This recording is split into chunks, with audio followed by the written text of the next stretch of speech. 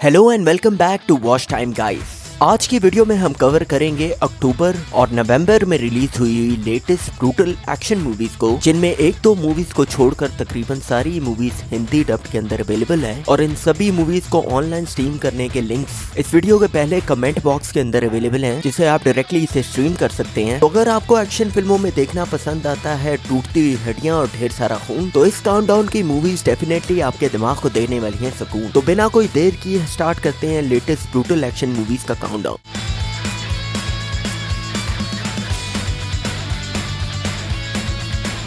Number 7 पर आ रही है साल की सबसे बेहतरीन और फास्ट पेस्ड एक्शन फिल्मों में से एक, द शैडो स्टेज। फिल्म की कहानी फोकस करती है एक रिटायर्ड निंजा असैसिन नोमी की जिंदगी के ऊपर, जिसे उसकी ऑर्गेनाइजेशन से गलती की वजह से निकाल दिया जाता है और इस बात के 3 साल गुजरने के बाद उसी की बिल्डिंग में रहने वाले एक 11 साल के बच्चे मोंजी की माँ का कत्ल उस सोसाइटी के अंदर हो जाता है, जिसके अंदर जकार्ता की एक बहुत ही बड़ी क्रिमिनल ऑर्गेनाइजेशन शामिल होती है, जिसके साथ पॉलिटिकल सपोर्ट भी होता है। और वो बच्चा अपने माँ के कातलों को मारने के चक्कर में खुद किडनैप हो जाता है, जिसके बाद नोमी इस प्रॉब्लम को सॉल्व करने का जिम्मा अपने हाथ के अंदर लेती है और प्रॉब्लम को सॉल्व करने के चक्कर में वो खुद जकार्ता की लॉ एनफोर्समेंट की सबसे बड़ी प्रॉब्लम बन जाती है। Hand to hand combats, gun fights और स्टंट्स को मिलाकर इस फिल्म में तकरीबन 75% तक एक्शन है। वहीं अगर बात की जाए फिल्म की स्टोरी और ब्रूटल सीन्स के लेवल का, तो द रेड की तरह ये मूवी भी one of its own kind है। नंबर 6 पर आ रही है एक बहुत ही अनबिलीवेबली वायलेंट और एक्शन पैक्ड मूवी, डोमिनिक। फिल्म की कहानी फोकस करती है एक इनलीगल वेपन सप्लायर डोमिनिक की जिंदगी के ऊपर, जो कि अपनी कंसाइनमेंट यूक्रेन लेके जा रही होती है और इसके प्लेन के ऊपर कुछ क्रिमिनल्स रॉकेट लॉन्चर से हमला करके इसे गिरा देते हैं, जिसके बाद ये अपनी कंसाइनमेंट को सेफ प्लेस के ऊपर छुपा कर इस एरिया पर जहां पर ये क्रैश हुई होती है कहीं पर शेल्टर लेने की कोशिश करती है और इसकी मदद करता है एक बहुत ही ईमानदार पुलिस ऑफिसर, जो कि अपने डिपार्टमेंट के करप्ट पुलिस ऑफिसर्स के खिलाफ एविडेंस इकट्ठे कर रहा होता है। और वो करप्ट पुलिस ऑफिसर जिनके खिलाफ ये एविडेंस इकट्ठे कर रहा होता है, वो इसकी चोरी को पकड़ के इसे जान से मार डालते हैं और इसके साथ ही साथ वो इसकी पूरी फैमिली को भी जान से मारने की कोशिश करते हैं। लेकिन उन पुलिस ऑफिसर्स को इस बात का पता नहीं होता कि जिस फैमिली को वो मारना चाहते हैं, उनके घर में इनसे कहीं ज्यादा वेल ट्रेन्ड सोल्जर पनाह लेकर के बैठा हुआ है, जिसका नाम होता है डोमिनिक। और क्या डोमिनिक एक पूरे शहर के पुलिस के यूनिट से इस फैमिली की हिफाजत कर पाती है या नहीं, यही इस फिल्म का सस्पेंस है। फिल्म की स्टोरी एकदम फास्ट पेस है, इसके बावजूद आपको कैरेक्टर्स के साथ इंटरैक्शंस फील होती हैं और फिल्म इस वक्त सिर्फ और सिर्फ इंग्लिश में अवेलेबल है, इसीलिए अगर आपकी वोकैबुलरी अच्छी है तो आप इसे जरूर ट्राई कर सकते हैं। और नंबर 5 पर आ रही है हार्डकोर मार्शल आर्ट मूवीज पसंद करने वालों के लिए एक hidden gem, officer black belt. पूरे कोरिया में लगभग 5000 सजा याफ्ता मुजरिम हैं जिनके पैरों में टैग है।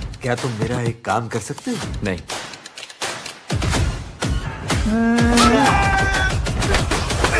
इसमें मजा आएगा, ये मेरे लिए ज्यादा अहम है। फिल्म की कहानी फोकस करती है एक 3rd degree black belt Lee Chong Do के ऊपर, जो कि पार्ट टाइम में डिलीवरी मैन का काम करता है और एक दिन इसे कोरियन पुलिस की तरफ से मार्शल आर्ट ऑफिसर की पोस्ट के लिए ऑफर की जाती है, जिसे ये एक्सेप्ट कर लेता है। और इसके यूनिट का काम स्पेसिफिकली उन लोगों की निगरानी करना होता है जो कि रेप या मर्डर केस के अंदर अपनी सजा पूरी करके कुछ ही अर्सा पहले जेल से बाहर आए हुए होते हैं। और फिर आगे इस कहानी में एंट्री होती है एक ऐसे खतरनाक विलन की, जो कि इसके और इसके डिपार्टमेंट के लिए एक बहुत बड़ा खतरा बन जाता है। फिल्म की शुरुआत तो बिल्कुल एक्शन कॉमेडी मूवीज की तरह होती है, लेकिन अगर बात की जाए फिल्म की एक्शन कोरियोग्राफी की, तो किसी भी ब्रूटल एक्शन फिल्म से ज्यादा इस फिल्म के अंदर वायलेंस दिखाया गया है। इसमें सर का फटना और एक एक चाकू की आवाज बहुत क्लियरली दिखाई जाती है और यही बात इस फिल्म को एक हार्ड रॉक एक्शन फिल्म बनाती है। एक ब्रिज जिसे कुछ वेल ट्रेन मैसनरीज ने दोनों तरफ से लॉक करके ब्लॉक कर दिया है और उस ब्रिज के नीचे फिक्स्ड एक्सप्लोसिव्स, ताकि अगर पुलिस या आर्मी के यूनिट्स उसके ऊपर अटैक करें तो सारे हॉस्टेजेस को एक ही सेकंड में जान से मार दिया जाए। और इस सिचुएशन के अंदर फंसे में एक रिटायर्ड रेंजर और उसकी छोटी बहन, और क्या ये रेंजर अपनी ट्रेनिंग का सही इस्तेमाल करके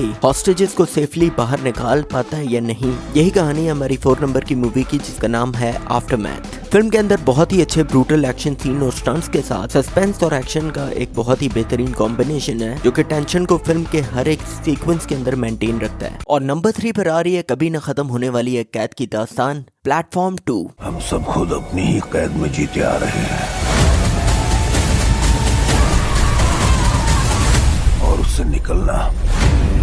उससे से निकल पाना नामुमकिन है। फिल्म की कहानी फोकस करती है 333 फ्लोर्स पर बनी हुई एक जेल के ऊपर, जिसमें मौजूद हर एक कैदी को दिन में सिर्फ एक बार उसकी फेवरेट डिश खाने के लिए दी जाती है। लेकिन ऊपर के फ्लोर्स पर रहने वाले गलत कैदियों की वजह से निचले फ्लोर के जितने भी प्रिजनर्स होते हैं उनके पास खाने के लिए कुछ भी नहीं बचता, जिसके बाद वो इस जेल से आजाद होने के लिए और अपने हिस्से का खाना हासिल करने के लिए कोशिशें शुरू कर देते हैं। इसके ऊपर ये पूरी फिल्म बनाई गई है। फिल्म पहले 45 मिनट तक तो काफी बोरिंग फील होती है, लेकिन जैसे जैसे स्टोरी आपको अपने अंदर इन्वॉल्व करना शुरू करती है, आप इस फिल्म के वॉयलेंस और सिचुएशन के अंदर कहीं ना कहीं अपने आप को कनेक्ट फील करते हैं। और ये उन फिल्मों में से है जो अपने मैसेज के जरिए अपने ऑडियंस की सोच को चेंज करने की सलाहियत रखती है। और नंबर 2 पर आ रही है non stop high octane brutal action की roller coaster ride The Killer's Game. फिल्म की कहानी फोकस करती है एक बहुत ही बड़े कॉन्ट्रैक्ट किलर जो फ्लॉयड की जिंदगी के ऊपर, जो कि अपनी जिंदगी लोगों को मारकर बहुत सुकून से गुजार रहा होता है कि इसके डॉक्टर्स के थ्रू इसे इस बात का पता चलता है कि इसे ब्रेन कैंसर है और इसकी इंश्योरेंस के पैसे इसकी गर्लफ्रेंड को प्रॉपरली क्लेम हो जाएं, इसके लिए ये अपनी दुश्मन ऑर्गेनाइजेशन को अपने आप को जान से मारने का कॉन्ट्रैक्ट दे देता है। लेकिन एक दिन के बाद इसे इसके डॉक्टर की कॉल आती है और इसे पता चलता है कि इसे कोई ब्रेन कैंसर नहीं बल्कि इसकी आईसाइट वीक है। और तब तक वो ऑर्गेनाइजेशन पूरे यूरोप के कॉन्ट्रैक्ट किलर्स को इसे जान से मारने का टास्क दे देती है और इसके बाद ये इस मैस में से जिंदा बच के निकल पाता है या नहीं, यही इस फिल्म का सस्पेंस है। Hand to hand combat, car chasing stunts और वीएफएक्स को मिलाकर इस फिल्म में अराउंड 75% तक एक्शन है, जो कि 144 मिनट के वॉच टाइम के साथ आपको बहुत अच्छे से एंटरटेन करता है। और नंबर 1 पर आ रही है साल की सबसे amazing brutal action movie Samara Weaving की आउट क्लास परफॉर्मेंस और 617 मिलियन के बॉक्स ऑफिस कलेक्शन के साथ इजराइल। फिल्म की कहानी बनाई गई है एक पोस्ट एपोकलिप्टिक यूनिवर्स के अंदर, जहां पर इंसानों की सारी नस्ल को ज़ॉम्बी जैसे क्रीचर ने खा खा के खत्म कर दिया है। और इसी बीच हमें कहानी दिखाई गई है शैतान की इबादत करने वाले एक पूरे कस्बे की, जो कि जंगल से मासूम इंसानों को पकड़ कर लाता है और इनको खाने के लिए उन ज़ॉम्बी जैसे क्रीचर्स को देता है ताकि ये सेफ रह सकें। और इन्हीं लोगों के बीच में हमें एक लड़की की कहानी दिखाई गई है जिसका नाम होता है इजराइल, जो कि पहले इनके स्ट्रैप से जिंदा बचकर निकलती है और उसके बाद इनके पूरे ट्राइब को ही बड़ी ब्रूटली मार मार कर खत्म कर देती है। फिल्म की स्टोरी इतनी फास्ट पेस और वायलेंट है, इस फिल्म में मुश्किल से सिर्फ 1 या 2 जगह ही डायलॉग्स का इस्तेमाल किया गया है और एक्टर्स की परफॉर्मेंस इतनी अच्छी है कि एक भी जगह डायलॉग्स की जरूरत ही नहीं पड़ती। हाँ, तो देखते रहिए वॉच टाइम और खुशियों के सफर को इसी तरह जारी रखिए। मैं मिलता हूँ आपसे नेक्स्ट वीडियो में। खुदा हाफिज।